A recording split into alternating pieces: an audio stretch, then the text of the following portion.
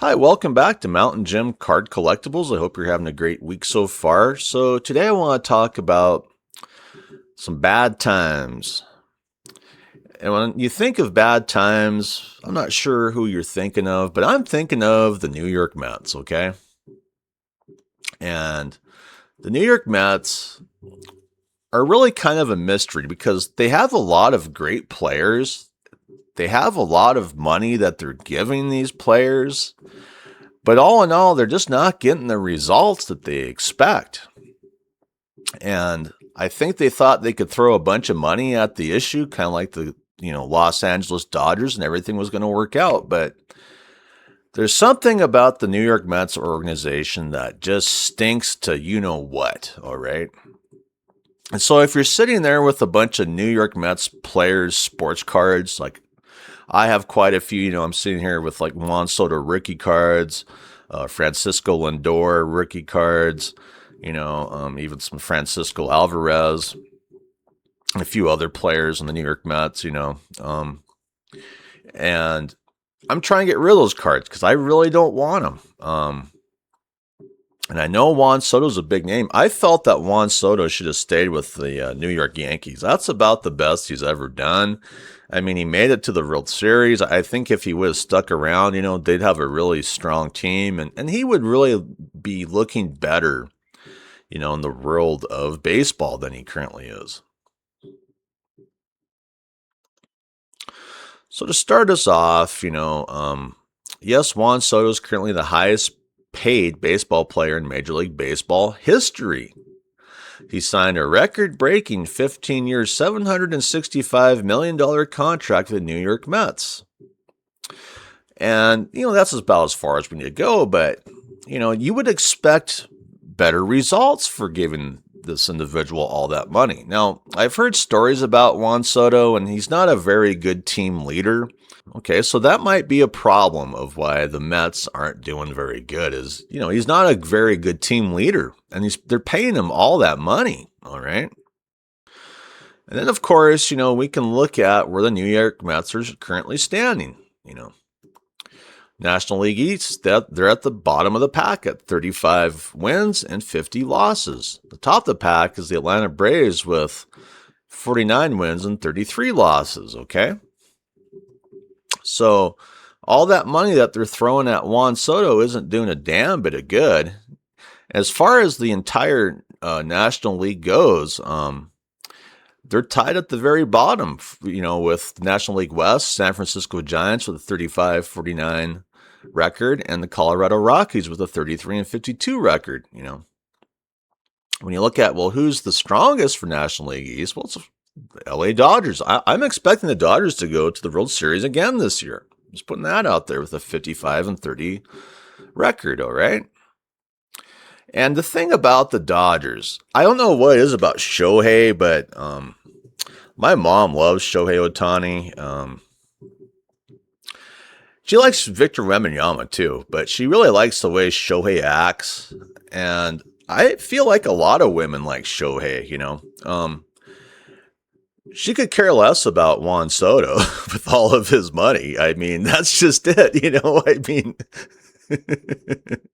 what is about baseball, I mean, my mom would probably be in love with Babe Ruth if he was around too, I mean, just by the way he acts, okay? So when you're looking at the AL East, AL Central, AL West, there really isn't any teams that are coming out at me, About the only team coming out at me at this point in time is the LA Dodgers. They know what they're doing. They have a great organization. And the New York Mets, with all the money that they throw at their problems, and they have all these great players, I mean, you've got Juan Soto, you've got Francisco Lindor, which I've heard they don't get along with each other. So that's not a good look, This is what you get. 35-50 record. Okay, and then we have the endless drama that goes on with the Mets. Now, they just fired their manager, Carlos Mendoza, like this Google Gemini AI overview says. The New York Mets fired Carlos Mendoza on June 26, 2026, following a dismal 34-47 start to the season. Andy Green, the organization's vice president of player development and a former manager of the San Diego Padres, was named interim manager for the remainder of the season. Okay. So he's just basically left to pick up the pieces. We know that the Mets aren't going to go far this season, okay? I can see that right now. They're more than likely not going to make it to the playoffs, you know. So, like it says here, the front office made the move to shake up the team's culture as the Mets fell into last place in the National League East and suffered a 6-game losing streak. Despite Mendoza guiding the team to an NLCS appearance in his debut season in 2024, persistent on-field errors and mounting player injuries forced a mid-season change. All right. Well, however they want to spin it, but it is what it is. And that's what I mean. You're always getting this endless amount of drama with the New York Mets, okay? And then, of course, we can see what all that money that, the Mets are paying Juan Soto is getting them, okay? I know he was injured there for a little while, but overall, let's see who's at the top. Kyle Schwarber with the Philadelphia Phillies, all right? Kyle Schwarber. Hunter Goodman's number 2, followed by Yordan Alvarez as far as, best players, as far as hitting goes. All right. We can see that, Schwarber has 30 home runs for the season. So let's keep scrolling down here and see where the big man of the hour is at. I mean, he's making all the money. I mean, we see all these names. Shohei Ohtani's tied at 20th place with Wilson Contreras and Zach Neto, for hits. So we're going to keep scrolling down here. Aaron Judge is at 24th place. And Juan Soto's at 24th place, along with Max Muncy and Mike Trout, Ian Happ, They all have 17 home runs. But let's face it, for the highest paid player in the entire history of the Major League Baseball, is that good enough? No. To me, the man should be at the top of the list, all right? He should be a better team leader as far as it goes, with Juan Soto. He's not a good team leader. Likes to sit out in the locker room, sit on a sofa when he's not hitting, It's like, why isn't he out in the dugout with the other players? It just goes on and on with Juan Soto. And they go, oh, well, it's just Juan Soto. Yeah, you're paying him a lot of money to, be in last place. Okay, got it. And then I ran to this on X, and this comes from Tops. And, you can pay a guy a lot of money. You can have a big name. Doesn't mean anything in this world of collecting. Here we have, Juan Soto's 1961 variation superfractor autograph. Hey, this is a 10 of 10, I mean, hey, can't beat that. Nice 1-of-1 card.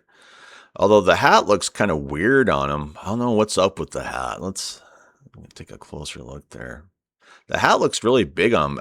And when you think of Juan Soto, I mean, I'd rather have him in New York Yankees uniform for a sports card for a 1-of-1 auto than, say, the Mets. Because with the Mets, it just smells bad, all right? I love his auto, so clean. Juan Soto does have a nice auto. I give him credit there. At least he spends time on his auto. I just kind of wish he'd get away from the Mets, and hang out with a better team. Now, that's a nice card. I'll give you $5 for it. Yeah. And that says a lot, about what the Mets are doing, and all that money that they're giving Juan Soto is, you're starting to get this as people really just don't give a what about Juan Soto at this point in time. Yeah, there's still people buying his cards, but his interest is declining, and it should not be happening with all the money that they're giving him. I need this. Why is hat so big? Yeah, someone else knows that hat too. I don't know. But it is what it is. And, the issues with the Mets and Juan Soto, I don't know if they're going to end anytime soon because, he's making all that bank with the Mets, but, they stink, I mean, he's not doing very good with the Mets overall. Are they going to make it to a World Series or even a playoff anytime soon? I really don't think they are, So if you're out there and you're struggling to sell your New York Mets players cards, or maybe you want to even collect some of these players. Some of these players were a hold for me for a while. The Juan Soto, the Francisco Lindor, but they're not holds for me anymore. They're not going into my collection, and that's why I'm trying to get rid of them. And nobody wants the stuff. And so we have Topps, trying to hype this up. This came out June 26, 2026. And hardly anyone's really replying to it. It's not like, Shohei or anything. Face it, Juan Soto has a lot of work to do, He has a lot of PR work to do with the fans. He has a lot of work to do as far as, getting back on track and, hitting really good. He has a lot to do as far as living up to the highest paid salary in the entire history of the Major League Baseball. It's just a bad deal. So how are you treating this issue? Are you chasing down Juan Soto cards? Are you chasing down Francisco Lindor cards, or maybe someone else on the Mets, like maybe Francisco Alvarez, who I know that they like to point the fingers at, like, say, Francisco Alvarez and a lot of their new rookies that they picked up in the last few years and say they're the ones to blame for all this. I don't agree. I tend to think that the person who is the most to blame for the Mets really just eating what in 2026 is Juan Soto. So anyway, I'd like to thank my subscribers. You're the only reason I keep doing these episodes. So thank you for sticking around. If you could give me a thumbs up, I'd really appreciate it. And I'd like to thank my viewers as well. Thank you for watching my channel. If you could subscribe to the channel, that would really help me out. Anyway, I hope you have a great day. I'm out of here. Bye.